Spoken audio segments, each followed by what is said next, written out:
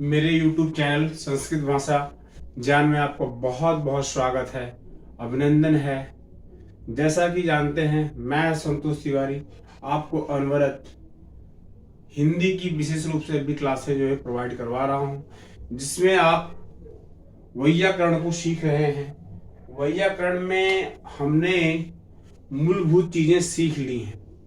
मूलभूत चीजों में क्या है, अभी हम वाक्य को पढ़ रहे हैं, रचना के आधार पर हम पढ़ रहे हैं। रचना के आधार पर हमको आज तीसरा पढ़ना है, जिसका नाम है संयुक्त वाक्य।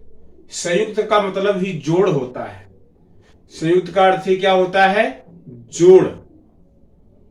तो किन किन को जोड़ कर ये बनता है? संयुक्त वाक्य दो या दो से अधिक सरल वाक्यों को जोड़ करके बनेगा, या तो सरल वाक्य रहेंगे और मिश्र वाक्य रहेंगे, दोनों को जोड़ करके भी बनता है। इसका जो संयोजक चिन्ह होता है वो और होता है। इसका संयोजक चिन्ह क्या होता है? और होता है। ये तो इसकी रही कुछ जो है मूलभूत विशेषताएं।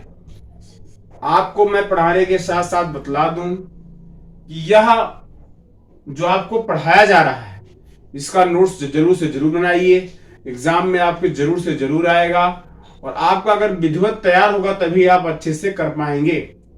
उदाहरण के साथ इसको नोट करिए, जिससे आपकी गलतियां बहुत ही कम हो। तो आइए चलिए देखते हैं फिर संयुक्त वाक्य। संयुक्त वाक्य जो है परिभाषा दी गई है, जिसमें दो या दो से अधिक, जिसमें दो या दो से अधिक भी हो सकते हैं क्या? सरल वाक्य। दो या दो से अधिक सरल वाक्य हो अथवा मिश्र वाक्य हो।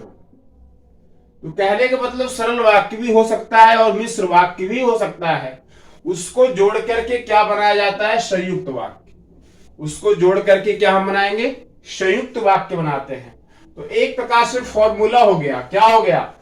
कि सरल वाक्य प्लस मिश्र वाक्य, यह क्या है? दो या दो से अगर अधिक हो, सरल वाक्य या मिश्र वाक्य दोनों को मिलाकर के दो या दो से अगर अधिक हैं, तो वह कौन सा वाक्य बन जाएगा? वह अपना संयुक्त वाक्य फिर बन जाता है।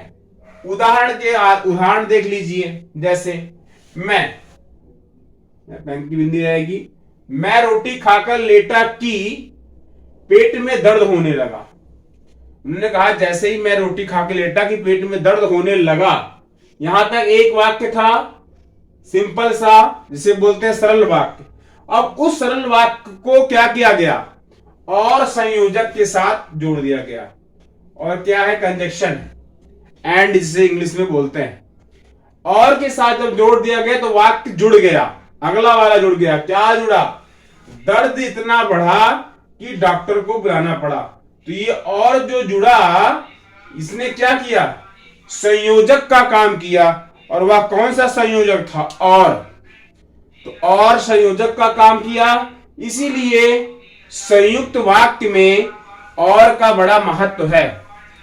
और के द्वारा ही हम सरल वाक्य को या मिश्र वाक्य को आपस में जोड़ पाते हैं। और इसको जो है हम परिभाषा के माध्यम से भी यही हमने समझा है कि दो सरल वाक्य हो या मिश्र वाक्य हो, या दो सरल वाक्यों से अधिक हो, फिर भी जो है क्या बनता है? संयुक्त वाक्य ही हमारा बनता है। साधारण भाषा में कहें तो बिल्कुल ही मिश्र वाक्य और सरल वाक्य जोड़ करके संयुक्त वाक्य बनाया जा सकता है। वो दो सरल वाक्य हो या दो से अधिक हो, वो दो मिश्र वाक्य हो चाहे एक सरल वाक्य हो, लेकिन मिलकर के बनता ही है। और वह किससे जोड़ा जाता है? और संयोजक से जोड़ा जाता है। अगर आपको उदाहरण में और संयोजक दिख रहा है, इसका मतलब सरल या मिश्र वाक्य से वह जुड़ा हुआ है। तो आप बिना बेझिझक, बिना कुछ देरी किए आप तुरंत क्या करेंगे? समझ जाएंगे और संयोजक से जुड़ा हुआ है, इसलिए यह संयुक्त वाक्य ही होगा। तो शायद अब आपको संयुक्त वाक्य समझ में आ गया होगा, या मैं आशा करता हूं। अगर नहीं समझ में आया होगा तो आप कमेंट करें और पूछें मुझसे कि सर यह समझ में नहीं आ रहा है। तो तीनों की विशेषताएं मैंने बतला दी। अब सरल वाक्य का क्या था? सरल वाक्य के बारे की विशेषता आपने जानी। उसमें एक कर्ता रहता था और एक ही क्रिया, कर्ता भी एक, क्रिया भी एक। मिस्र में क्या होता था? मिस्र की सबसे बड़ी पहचान है उपवाक्य और मुख्य वाक्य। उपवाक्य और मुख्य वाक्य, शुरुआत में मुख्य वाक्य, उसके बाद उपवाक्य, इसको कहते थे अंग वाक्य। मुख्य रहता था और अंग, ये दो क्रियाएं रहती थी और बीच में उसके स्थान पे कॉमा आता था। उसकी विशेषता क्या थी? इसकी विशेषता क्या है? संयुक्त की। संयुक्त की विशेषता है कि इसमें और संयोजक आता है। जब दो सरल वाक्य या मिश्र वाक्य को जोड़ता है तो और संयोजक आता है। अगर ये चीजें आपके दिमाग में रही जो मैंने अभी भी नोट करवाई, ये वाली बातें, शायद दिख कम रहा हो क्योंकि दूसरे पेन से मैंने लिख दिया, तो आपका ये ए क्या है? ये कर्ता, दूसरा क्या है? क्रिया। क्लियर कर दिया मैंने। अब आप देख लीजिए, एक बार मैं चेक कर लेता हूं साफ दिख रहा है कि नहीं कैमरे में। ये तो मैं ब्लैक से करवाता हूं, फिर दिख रहा है, दिख रहा है, दिक्कत नहीं।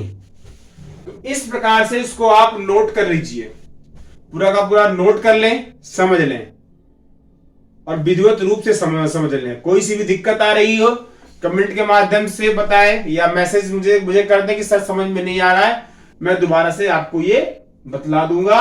तो इस प्रकार से रचना के आधार पर खत्म हुआ। अगला जो है अर्थ के आधार पर हम लोग पढ़ेंगे और समझेंगे, जिसमें 8 प्रकार के हमारे होते हैं। तो बहुत बहुत धन्यवाद। रचना के आधार पर आज ये समाप्त हुआ। बहुत बहुत धन्यवाद आप सभी का। जय हिंद, जय भारत, वंदे मातरम। बहुत बहुत धन्यवाद।